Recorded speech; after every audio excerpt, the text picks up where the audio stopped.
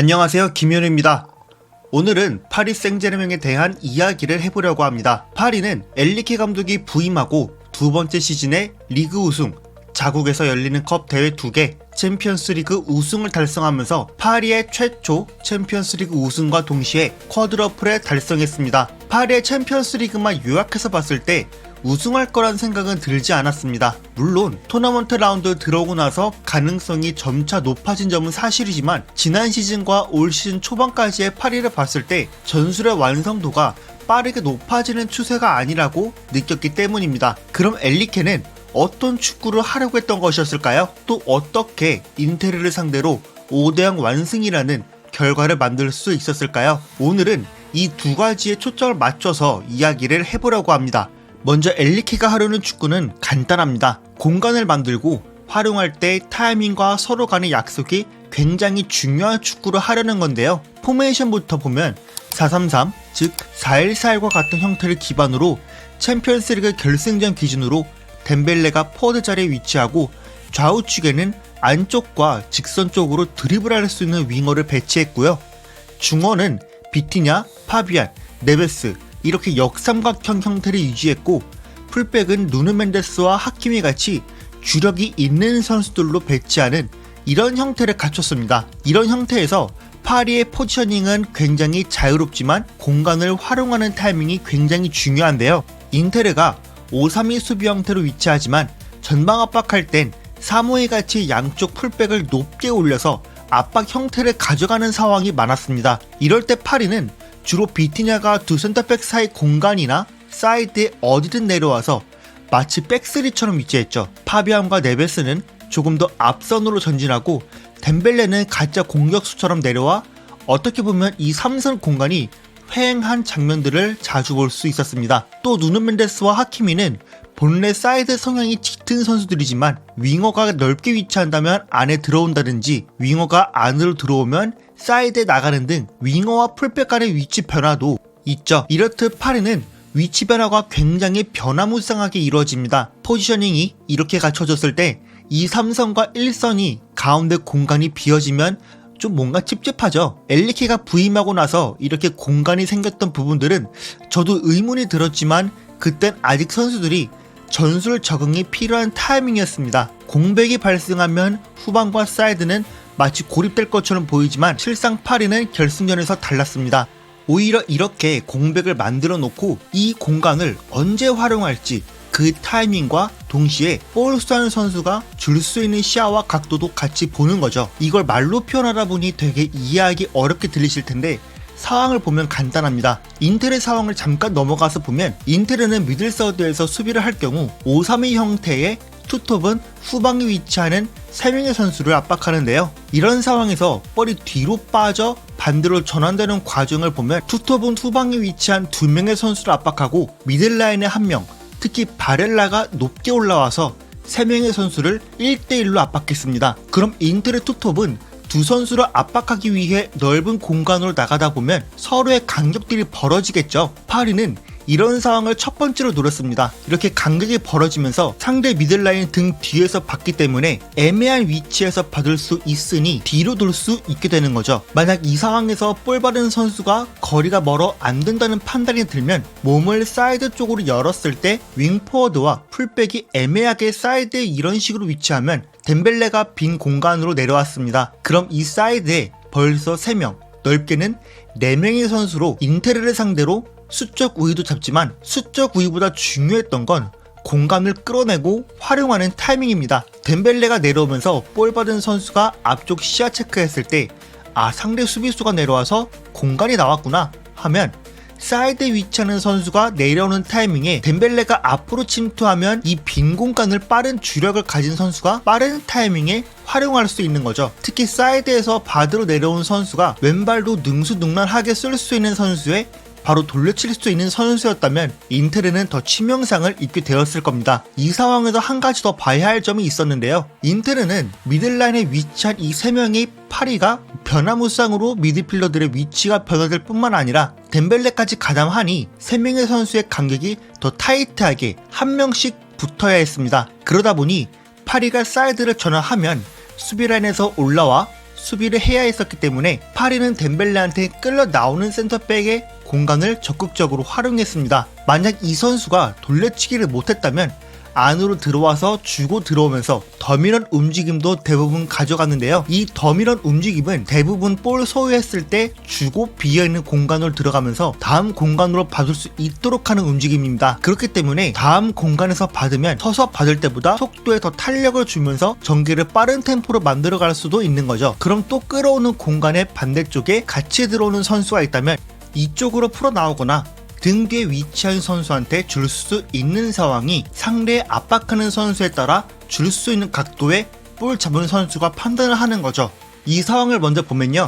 두 센터백이 뒤에 있고 파비안이 내려와서 수비 라인에 위치하고 네베스가 원 홀딩처럼 위치한 형태인데요. 누누 멘데스와 하키미는 사이드에 붙어 있고 덴벨레는 프리하게 우측 하프 스페이스 그리고 흐비차, 두에, 비티냐가 올라와 있었습니다. 이 형태를 보면 두에와 비티냐가 2선에 위치하고 누누 멘데스로 낮게 위치하기 때문에 바렐라가 같이 견제하죠. 이 미들라인의 간격이 좁고 한쪽으로 꽤 쏠렸습니다. 여기서 덴벨레가 조금 더 비티냐가 대각선으로 줄 수 있을 때 받을 수 있는 각도 생각해서 더 들어가거나 깊게 위치하면 받았을지도 모르는데 그게 안 됐고 미키타리안도 보면서 준비를 하고 있기에 볼을 더 가지고 있는데요. 그러다 볼을 다시 뒤로 돌리면서 내려올 때 투톱은 그대로 딸려 나오고 바렐라도 위치상 파비안을 견제하게 되면서 인테르 투볼란치는 그대로 이 3명을 횡으로 넓게 커버하기가 어려워지죠. 그렇기 때문에 디마르코나 바스토니 같은 선수들이 타이밍 맞게 올라와서 덴벨레도 같이 수비를 하는 겁니다. 그런데 덴벨레를 보면 마르키뉴스와 눈 마주침과 동시에 바로 몸 돌아서 침투하려고 하거든요. 마르키뉴스는 바로 찔러주는 게 아니라 하키미 내려오는 거 보고 하키미가 전진 패스를 넣어주는 걸 기다렸던 겁니다. 수비 라인에서 바로 롱 패스로 전진 패스를 주게 되면 채공 시간이 길어져 인테르 수비 라인이 반응할 시간도 생기기 때문에 최대한 패스 주는 거리를 짧게 만들어 더 효과적인 전진 패스를 주려고 한 셈인 거죠. 그런데 이걸 못 주고 하키미가 다시 안으로 들어오죠. 지난 시즌이나 이번 시즌 초까지만 해도 이렇게 고립되면 파리는 대부분 다시 백패스하면서 고립된 상황에서 U자 빌드업이 계속 나왔는데 이젠 그러지 않습니다. 하키미는 주고 안으로 들어가고 마르키뉴스가 만약 열어 잡았더라면 비티냐가 받을 수 있는 대각선 혹은 사이드까지 와서 안쪽 공간도 더 활용해 볼 수 있던 거죠. 그러면서 비티냐가 계속 중원에 머물면 인테리의 앞쪽에 있는 선수들도 다 앞으로 끌려 나오게 만들면 수비라인과 미들라인의 간격이 벌어지니 볼만 이쪽으로 이쁘게 들어오면 받고 바로 턴하면 역습을 또 나갈 수 있는 거죠. 이 상황 누누 보면 벌써 본인이 프리인 거 알고 있죠. 이런 식으로 파리는 공간에 대한 인지, 활용하는 타이밍, 누가 상대 선수를 끌고 나오면 파생되는 공간은 가까운 공간에서 누가 선점하는지 이런 약속이 꽤 디테일하게 이루어졌습니다. 지금도 이런 상황 보면요. 4-3-3의 중원이 역삼각형 형태입니다. 누누가 주고 안으로 들어가면서 덴벨레가 리턴 내주다가 미스나는 장면인데요. 이 장면 통해서도 알 수 있는 점은 덴벨레가 아체르비 끌고 내려오면서 수비 라인에 공간도 만들었지만 내려오면서 횡으로 나오고 있죠. 누누한테 줄 때 누누가 받고 앞으로 전진해서 볼을 이어나갈 수 있도록 이 두 선수 간의 간격을 벌려둔 거죠. 동시에 흐비차는 내려왔다가 안쪽으로 침투해서 덴벨레가 만든 공간 발빠르게 활용하는 거죠. 이렇듯 횡으로 나와서 상대 선수들 간의 간격이 벌어지면 그 사이를 활용하는 제3의 선수가 생성된 공간을 계속 활용하는 방식으로 파리는 풀어나왔습니다. 이후 볼을 다시 되찾고 공격 트랜지션 상황 맞이하면 누누가 대각선으로 내주는 상황도 덴벨레가 조금씩 대각선으로 나오면서 받을 수 있었고 아까 덴벨레가 나오면서 백스리 인터월 공간이 벌어지면서 파리의 네 번째 득점까지 나올 수 있었습니다. 그럼 미들서드에서는 어땠을까요? 파리가 미들서드까지 왔을 땐 1선 공간이 비어있는 게 더 직관적으로 보이는데요. 이 1선 공간이 비어있으면 누구 하나 정신 놓고 있으면 어느 한쪽에서 고립되어서 못 나오거나 U자 빌드업이 되기 딱 좋은 상태입니다. 그런데 파리는 이걸 스위칭과 더미런을 통해 계속해서 풀어나왔습니다. 파리의 포메이션은 기본적으로 4-3-3 형태를 기반으로 하되 풀백, 윙포워드의 위치는 사이드와 하프 스페이스에 나눠서 위치하거나 사이드에 둘 다 가깝게 위치하는데요. 이렇게 위치하고 볼이 들어갈 때 백이 사이드에 위치함에도 미드필더가 또 사이드까지 나오는 상황들이 은근 자주 보이는 형태입니다. 그럼 공격진들이 중앙과 좌우 할 거 없이 프리하게 움직이면서 미드필더가 상대 미드필더를 횡으로 끌어당겼을 때 내려와서 볼을 받고 또 앞으로 움직이면 이 미드필더는 자연스럽게 맨마킹하듯 끌어 나오기에 앞선 대각선 각도를 통해 받고 앞을 돌아보는 거죠. 이런 상황을 견제하기 위해 이 미드필더가 전진하기엔 이 2선 공간이 빌미가 되겠고, 심지어 인텔의 투톱은 1선에서 같이 위치하기에 앞으로 턴하기 좋은 상황들은 파리는 맞이할 수 있었습니다. 그럼 반대로 전환하면 파이널 서드까지 짧게 3-4번의 패스로 여기까지 올 수 있는 겁니다. 또 다른 상황을 보면요, 파이널 서드까지 접근해서 사이드에 위치하는 선수와 안쪽에 위치하는 선수, 그리고 밑을 받쳐주는 형태로 삼각형 형태가 만들어진다면 본인들끼리 템포를 조절하기도 하는데요. 이러면서 무의식 중에 하프 스페이스에 위치한 선수가 가깝게 접근해서 인텔의 수비라인 인터벌 공간이 벌어진다면 제3의 선수가 파생된 공간으로 들어가 프리하게 볼 받고 전개해줄 수 있는 거죠. 또 가운데로 왔을 때도 덴벨레는 비어있는 공간으로 몸을 상대 골대 쪽을 바라보고 돌려놓고 상대 선수를 끌어오면 어느 공간을 창출했어요? 이 공간을 창출했죠. 그럼 미드필더는 주고 창출시킨 공간으로 들어가는 거죠. 이런 식으로 파리는 더미런 형식은 보이지만 단순히 주고 빠져서 빠른 템포로 가져간다는 의미보다는 우리 팀 선수가 프리하게 볼 받을 수 있는 상황을 만들어주기 위함의 의미도 있는 겁니다. 지금 이 상황 한번 볼까요? 공격이 왼쪽 진로로 전개되는 가운데 누누가 봤는데 비티냐가 계속 횡으로 나오죠. 이러면서 티랑은 등 뒤로 건너간 상태에서 서 있다 보니 바렐라에게 2대1이 주어지면서 차라노글라와 간격이 벌어졌는데요. 이렇게 벌어지니 흡이차가 위에 있다가 내려오면서 볼 받고 또 횡으로 빠지죠. 그러니까 대각선에 있던 네베스가 받고 앞을 충분히 돌아볼 수 있는 공간이 나오니 파리는 짧게 전환해서 상대 파이널 서드까지 쉽게 접근할 수 있는 겁니다. 지금 상황도 두 애가 하프 스페이스에 있다가 파비앙과 볼을 주고받으면서 가깝게 접근해주니까 이런 하프 스페이스 공간이 또 생기죠. 지금 파비안은 이 공간을 네베스가 선점해서 볼 받아주길 원하는데 그게 안 되니 뒤로 뺐는데요. 필드 플레이의 선수 중 공간 인지를 못하거나 어디로 움직일지 판단이 좋지 못하면 파리는 이런 식으로 고립될 수밖에 없는 겁니다.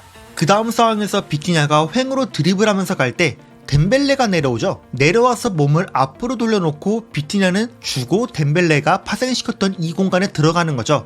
만약 누누가 낮게 위치하는 게 아니라 더 올라와 있으면 사이드 더 살려서 공격 전개하거나 할 수 있었을 텐데 비티냐의 고립이 더 아쉬운 상황이 되어버렸습니다. 다음 장면도 보면요, 비티냐가 볼 잡고 있을 때 상대 선수들 간의 거리를 통해 사이로 비집고 들어가는 걸 진짜 잘하거든요. 그러니까 지금도 주고 바렐라 올라오는 거 늦으니까 돌고 바렐라가 파비안 내려오는 거 따라왔다가 두 선수 사이 벌어지니까 주고 파생된 공간까지 지금 밀고 들어간 거예요.